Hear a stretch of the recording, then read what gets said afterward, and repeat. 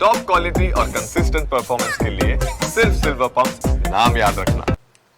આપ બધાને ખબર હશે કે ઘણી વખતે એવા ઇનપુટ્સ આવતા હોય છે કે જે ઇમ્પોર્ટન્સ ધરાવતી ઇન્ડિયન ગવર્મેન્ટની જુદી જુદી વેબસાઇટ છે એમાં ઘણા બધા હેકર્સ જે છે આના ઉપર અટેક કરતા હોય છે. તો આ જે પ્રવૃત્તિ છે એ ઓપરેશન સિંદૂર દરમિયાન ઘણી બધી એ રીતના ઇનપુટ્સ આવતા હતા.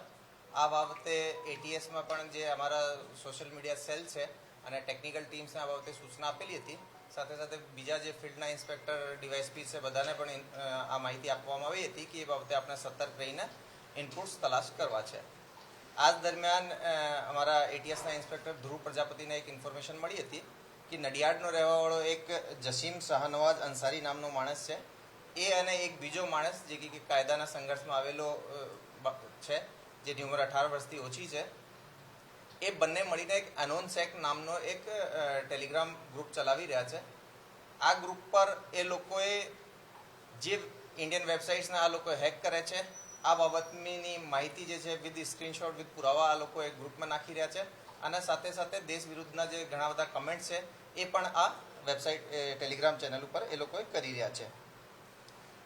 ઓપરેશન સિંદૂર સમયે પણ આ લોકોની એક્ટિવિટી વધી ગઈ હતી.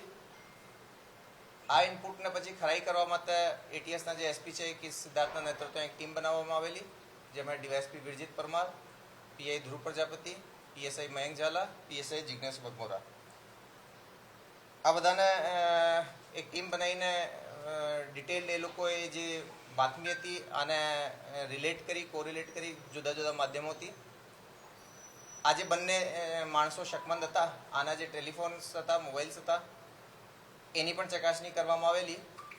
મોબાઈલને એફએસએલમાં મોકલવામાં આવેલો અને પછી એફએસએલથી એની રિપોર્ટ પણ આવી.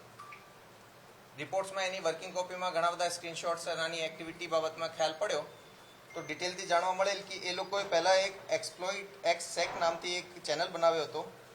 એના બેકઅપ ચેનલ માટે એ લોકો એલાઇટ એક્સપ્લોઇટ બનાવ્યો હતો અને પછી આનું નામ બદલીને અનોન્સેક રાખેલો હતો. આ બધા જે નાના જે ચેન્જીસ છે બેકઅપ ચેનલ્સ વગેરે રાખવાનું કારણ એ હતું કે કોઈ પણ કારણથી આ ટેલિગ્રામ બંધ થવામાં આવે તો બેકઅપ ચેનલથી આ લોકોની એક્ટિવિટી ચાલુ રહી શકે, એ લોકોના જે ફોલોવર્સ છે એ લોકો સુધી આની માહિતી પહોંચી શકે. હાલ સુધીની તપાસમાં એ બધું સામે આવેલું છે કે જે બંને જે છોકરાઓ છે એ 12th પાસ નથી, પરંતુ લાસ્ટ 6-8 મહિનાથી એ લોકોએ સાયબરના ફિલ્ડમાં ઘણા જ એક્ટિવ છે. યુટ્યુબ અને બીજા ચેનલ્સ મારફતે એ લોકોએ ઘણો બધો ટેકનિકલ જ્ઞાન અર્જિત કરેલ છે. આ જે એન્ક્રિપ્ટેડ ચેટ્સ હોય યા વિવિધ પ્લેટફોર્મ ઉપર કઈ રીતે હેકિંગ થાય એ બાબતમાં એ લોકો ઘણી જાણકારી રાખે છે. એ માટે એ લોકોએ પાયથન લેંગ્વેજ, પાઇડ્રોઇડ ટૂલ્સ, ટ્રમેક્સ ટૂલ જેવા ઘણા બધા ટૂલ્સ અને એપ્લિકેશન્સ અને લેંગ્વેજ વગેરે શીખ્યા છે. જુદી જુદી વેબસાઇટ ઉપરથી જે ડીડોસ હોય છે, ડિસ્ટ્રીબ્યુટેડ ડિનાયલ ઓફ સર્વિસીસ, એના માટેના એ લોકોએ જે ફોર્મ્યુલાઝ છે એ બાબતમાં આ લોકોએ અભ્યાસ કર્યા છે. આ ફોર્મ્યુલાઝને વિવિધ ડાયરેક્ટરીમાં વિવિધ વેબસાઇટ્સ ઉપર અપ્લાય કરીને એ લોકોએ ડીડોસની પ્રક્રિયાને અંજામ આપતા હતા.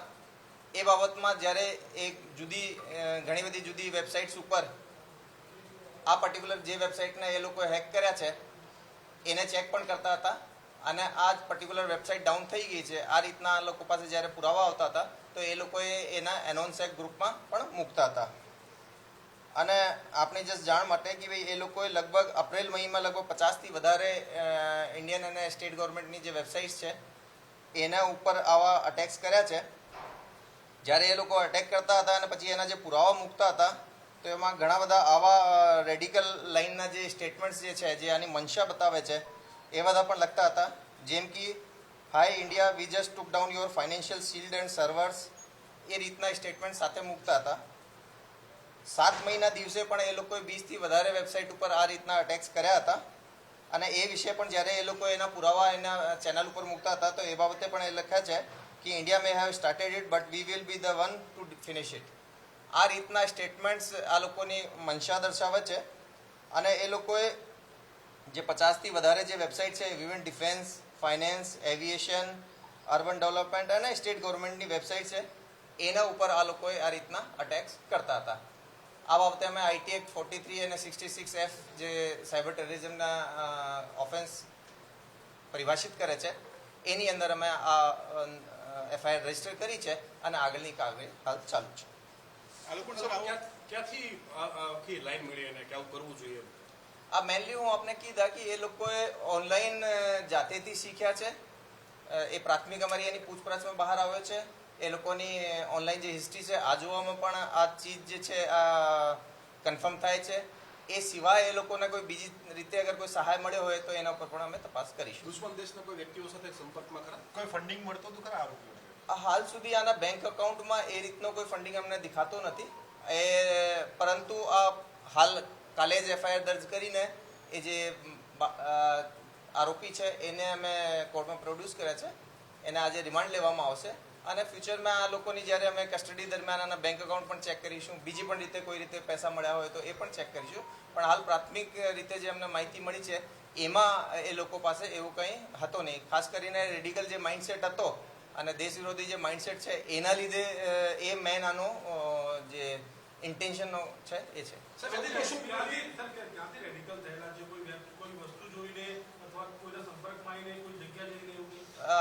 મેનલી ઓનલાઈન જ રેડિકલાઇઝેશન આ બાબતે કહી શકાય છે. આરોપીઓ સર શું કરતા હતા? હું કીધા કે એ આરોપીઓ જે ભણે છે અને સાથે સાથે આ પર્ટિક્યુલરલી સાયબર ટેરરિઝમના સેક્ટરમાં, હેકિંગના ક્ષેત્રમાં ઘણા બધા બેકગ્રાઉન્ડ શું છે સાહેબ? આ બધી ડિટેલ્સ જે છે એ હું આપને જે એના ફોલોઅપ સ્ટોરી છે એની અંદર આપણે કહીશ. ફોલોવર્સ કેટલા હતા સાહેબ ચેનલમાં? એ ફોલોઅર્સ હન્ડ્રેડ્સમાં છે. ઘણી બધી વખતે કારણ કે ફોન અમે લઈએ છીએ તો આપણે બધાને ખબર છે કે ટેકનિકલ એવિડન્સ સહેજવા માટે અમે એને સીધા એફએસએલમાં ફોરવર્ડ કરીએ છીએ. આની મેમ્બરશિપ કેટલી છે, ઘણી બધી મેમ્બરશિપ્સમાં ફોન નંબર ના હોય, ફક્ત આઈડીઝ દેખાતી હોય, તો એ બધી ચીજો અમે જોતા નથી. અમે સૌથી પહેલાં એને એસઓપી પ્રમાણે એફએસએલ મોકલી આપીએ છીએ. એફએસએલ એને જે ચેન ઓફ કસ્ટડી છે એ બરકરાર રાખતા અમને જે સ્ક્રીનશોટ્સ વગેરે અને એના જે ડેટાનો જે બેકઅપ છે એ આપે છે. એના ઉપરથી અમે પ્રાથમિક એફઆઈઆર રજીસ્ટર કરી છે. હવે એની જે ડિટેલ ચકાસણી છે એ અમે કરીશું. આ સિવાય પણ ઘણા બધા બીજા મુદ્દાઓ પણ એના ફોનમાંથી મળ્યા છે, પરંતુ અમે એને ડ્યુરિંગ ઇન્વેસ્ટિગેશન અમે એને કાગળ ઉપર લાવીશું.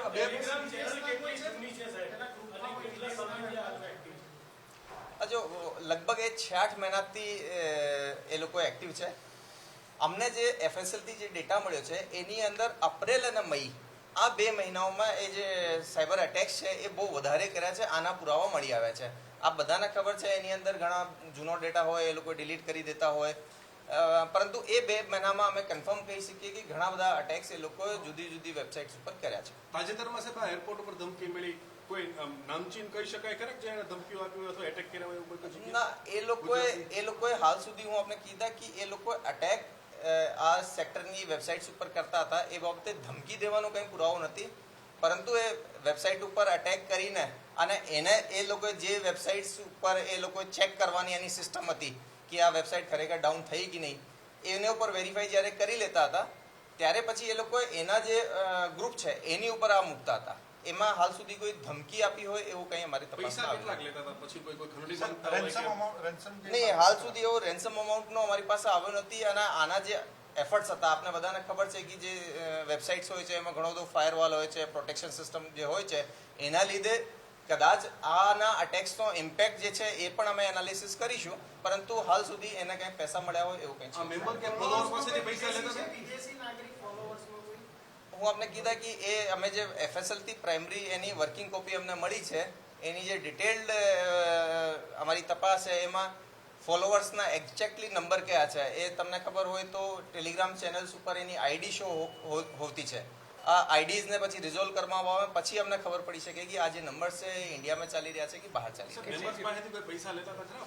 નહીં, હાલ સુધી અમારી પાસે પૈસાની કોઈ પણ ચીજ એની અંદર આવી નથી. એ કારણ કે જાતેથી રેડિકલાઇઝ હતા અને એ ઓપરેશન સિંદૂર બાબતે પણ ઘણો દ્વેષ રાખતા હતા. તો એનો મેન જે મોટો છે જે કારણ જે મતલબ આ કામ કરવા માટે એક રીતે કહેવાય કે ભાઈ આ લોકોને પ્રોત્સાહિત કરતો હતો, આ મેઇન રીઝન આનો રેડિકલાઇઝેશન હતો. કોઈ પિન પોઈન્ટ ખરો કે આ તરફ આ લોકો વળી ગયા, એવી કોઈ વસ્તુ કે કોઈ બનાવ કે એવી કોઈ ઘટના આ લોકો સાથે થયું? ના, હાલ નહીં, એવું કંઈ બહુ નથી આને કે ભાઈ આને કંઈ એ રીતની કોઈ ઘટના થઈ હોય જેના લીધે આવો થયો છે એવું કંઈ પણ તપાસમાં આવતો નથી.